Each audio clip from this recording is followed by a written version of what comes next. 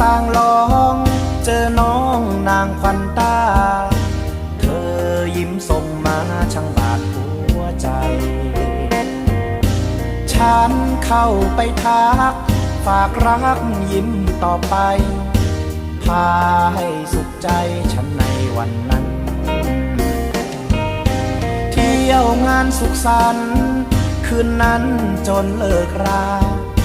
เรายังสัญญาจะมาพบกันว่าพี่กับน้องเราสองไม่เปลี่ยนพันบอกจะพบกันเมื่องานต่อไปงานปล่อยสร้างลองปีนี้พี่กลับมาไม่เห็นขวัญตาสุดอาลัยฉันนั้นคอยหาเธอจะไปอยู่ไหน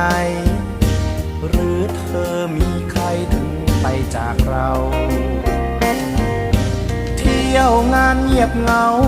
เพราะสาวเจ้าไม่มาพี่ช้ำอุราสุดจะบรรเทานับต่อไปนี้พี่คงมีแต่เศร้าสุดเหงาเพราะเขานั้นมาจากลา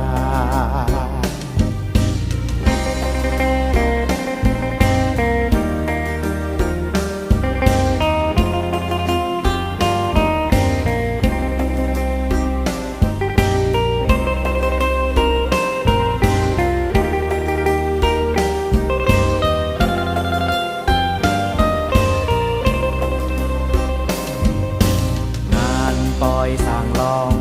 ปีนี้พี่กลับมาไม่เห็นขวัญตาสุดอาลัยฉันนั้นคอยหาเธอจะไปอยู่ไหนหรือเธอมีใครถึงไปจากเราเที่ยวงานเงียบเหงาเพราะสาวเจ้าไม่มาพี่ช้ำอุราสุดจะบรรเทานับต่อไปนี้พี่คงมีแต่เศร้าสุดเหงาเพราะเขานั้นมาจากลาปล่อยสร้างลองเหมือนต้องเป็นวันสั่งลา